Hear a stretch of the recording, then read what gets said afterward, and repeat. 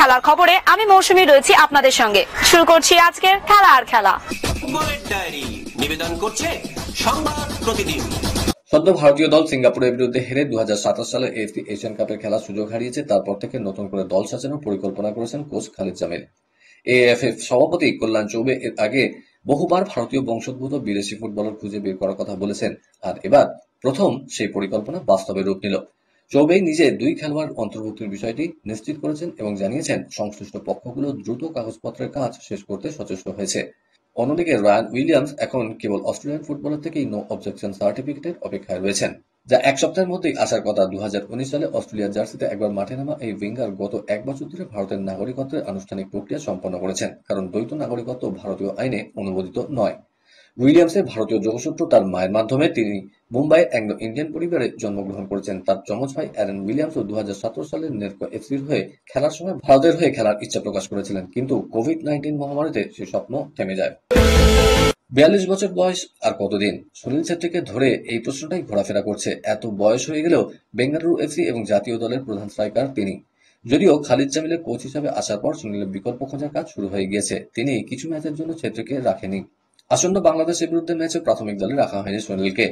2024-এর June মাসে সুনীল ছেত্রী কলকাতায় জাঁকজমকপূর্ণভাবে অবসরের পর মানলো মার্কোয়েজ ফের তাকে অবসর ভাঙিয়ে নিয়ে এসেছেন, যা নিয়ে নিন্দাই কম হয়নি। 2027 সালের এএফসি এশিয়ান কাপের যোগ্যতা অর্জন পর্বের জন্য সুনীলকে খেলানো হলেও দল যোগ্যতা অর্জন করতে পারেনি। বর্তমান কোচ খালিদ জামিলকে জানিয়ে দিয়েছেন অবসরের ব্যাপারে। বলেছেন, খালিদ স্যারকে আমার সিদ্ধান্তের ব্যাপারটা জানানো সহজ। আমি যখন দেশের জার্সিতে কামব্যাক করি, আমার লক্ষ্য ছিল দেশকে কোয়ালিফাই করানো। কোনো কোয়ালিফায়ার এখন নেই, তাই আমি হয়তো আর ফিরবো না। আমি যখন কোচকে বলি উনি বুঝেছেন এবং এতে আমি খুশি। সুনীল ছেত্রী এই সিদ্ধান্ত নিলেও কোনো আক্ষেপ নেই তার। জানিয়েছেন, গত আইএসএল ফর্মের জন্য তাকে এশিয়ান কোয়ালিফায়ারে ডাকা হয়েছিল, সেই কারণে তিনি অবসর ভাঙেন। তবে তিনি কোয়ালিফাই না করলেও তিনি যে লড়াইটা দিয়েছেন তাতে কোয়ালিফাই না করার আক্ষেপ রয়েছে। ক্রিকেটের ডায়েরি। মহিলাদের একদিনের বিশ্বকাপ শেষের পর এবার ফোকাস আসন্ন টি-20 বিশ্বকাপে। আবার মেট্রো শহরগুলোতে ফিরতে চলেছে ক্রিকেট। মহিলাদের বিশ্বকাপ ইন্দোর, বিশাখাপত্তনম, গুয়াহাটি এবং নবী মুম্বাই হয়। পাকিস্তান তাদের ম্যাচ কলম্বোতে খেলে। এবার প্রধান শহরগুলোতে ফেরানো হবে টি-20 বিশ্বকাপ। টি-20 বিশ্বকাপের ম্যাচগুলো দিল্লি, মুম্বাই, চেন্নাই, কলকাতা এবং আহমেদাবাদে হতে পারে। পাকিস্তান নিজেদের ম্যাচ কলম্বোতে খেলতে পারে। 2023 সালে শেষবার আইসিসি মার্কি ইভেন্টে অনুষ্ঠিত হয়েছিল ভারতে। 50 ওভারের বিশ্বকাপ ধর্মশালা, লখনৌ, আহমেদাবাদ, চেন্নাই, দিল্লি, পুনে, মুম্বাই, কলকাতা এবং বেঙ্গালুরুতে হয়। ফাইনাল হয় আহমেদাবাদে। কিন্তু এবার এখনো পর্যন্ত এই বিষয়ে আনুষ্ঠানিকভাবে কিছুই জানানো হয়নি। 2 বছর আগে একদিনের বিশ্বকাপের ফাইনাল হয়েছিল আহমেদাবাদের নরেন্দ্র মোদী স্টেডিয়ামে। সব ঠিক থাকলে পরের বছর সেই মাঠেই টি-20 বিশ্বকাপের ফাইনাল হবে। আর কয়েকদিন পরেই প্রকাশিত হবে সূচি। সেখানে বিষয়টা স্পষ্ট হয়ে যাবে। কোন কোন মাঠে ম্যাচ হবে তা ইতিমধ্যেই ভারতীয় বোর্ড চূড়ান্ত করে ফেলেছে। বোর্ড কর্তাদের বৈঠক হয়েছে বিশ্বকাপ নিয়ে। ঠিক হয়েছে 2023 বিশ্বকাপে যতগুলো মাঠে ম্যাচ হয়েছিল তার চেয়ে কম মাঠে টি-20 বিশ্বকাপের ম্যাচ হবে। প্রতিটা মাঠে অন্তত 6টা করে ম্যাচ হতে পারে। আপাতত আহমেদাবাদ, দিল্লি, কলকাতা, চেন্নাই এবং মুম্বাইকে বেছে নেওয়া হয়েছে। বেঙ্গালুরু এবং লখনৌ কোনো ম্যাচ পাবে কিনা তা নিশ্চিত নয়। মহিলাদের বিশ্বকাপ যে মাঠে হয়েছে সেখানে যে টি-20 বিশ্বকাপ হবে না তা আগেই জানানো হয়েছে।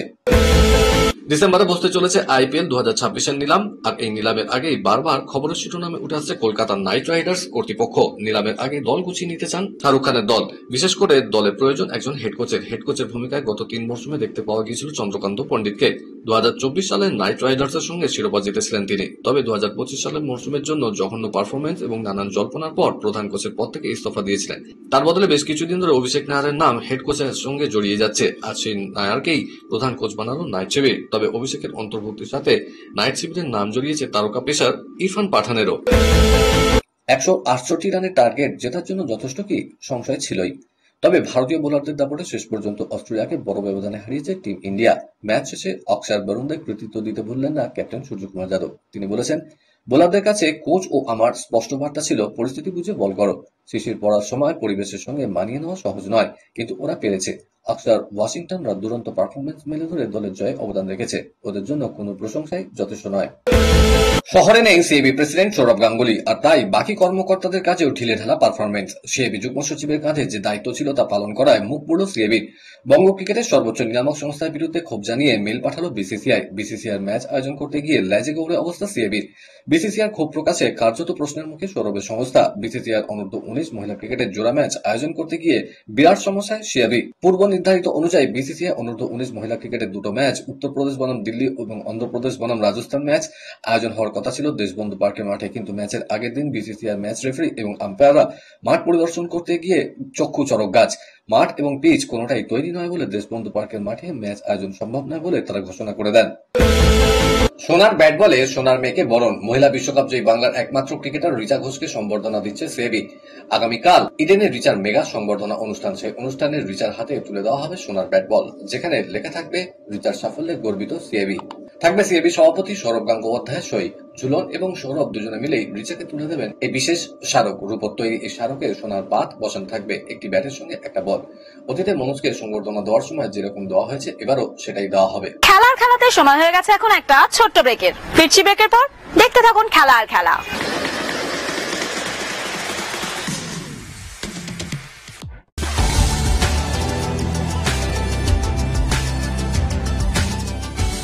কেআরকে নিউজ মিডিয়া প্রযোজিত সাপ্তাহিক বিনোদন অনুষ্ঠান বিনোদন.com দেখুন প্রতি শনিবার ঠিক রাত 10:25 আপনাদের প্রিয় চ্যানেল ভিশনে।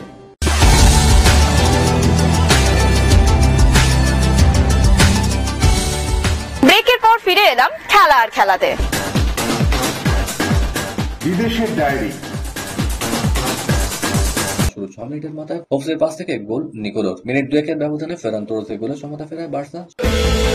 বরুসিয়া ডর্টমুন্ডকে হারিয়ে চ্যাম্পিয়ন লিগের পয়েন্ট টেবিলে বড় লাফ দিল ম্যাচ।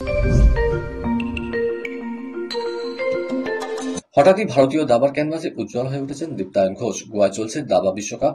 এই বাঙালি গ্র্যান্ডমাস্টার প্রথম রাউন্ডে হারিয়েছেন চীনের গ্র্যান্ডমাস্টারকে, আর দ্বিতীয় রাউন্ডে দীপ্তায়ন হারিয়েছেন রাশিয়ার গ্র্যান্ডমাস্টার ইয়ান নেপোমিয়াচিকে। কে তিনি? নেপোমিয়াচি এখন ব্লিটজ দাবায় বিশ্ব চ্যাম্পিয়ন।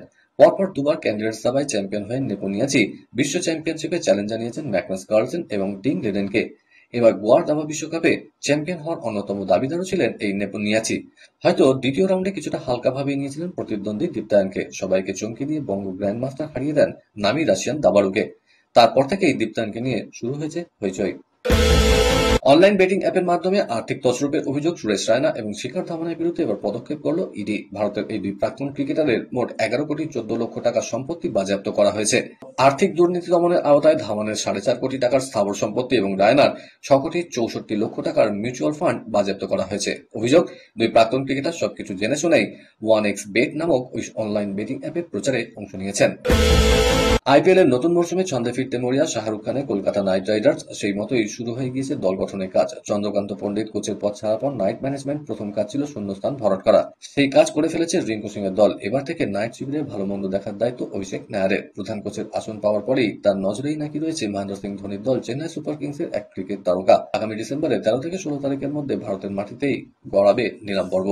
আর তার ঠিক আগে উঠে আসছে বড় খবর, ক্রিকেটের নতুন কোচ অভিষেক নায়ার নাকি ধোনির দলের চেন্নাই সুপার কিংসের তারকা ক্রিকেটার রাহুল ত্রিপাঠীর উপর নজর রেখেছেন। কলকাতার ডায়েরি।